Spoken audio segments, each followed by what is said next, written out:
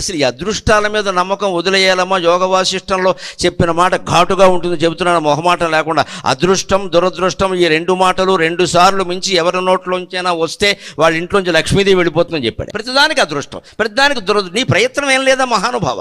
ఈ అదృష్టాలు ఏమిటి దురదృష్టాలు ఏమిటి, ఎక్కడ లేనివి, ప్రతిదే అదృష్టం. అలాగే చిన్నదేదో జరగగానే దురదృష్టం ఏం లేదా, it's happened, that's all, leave it.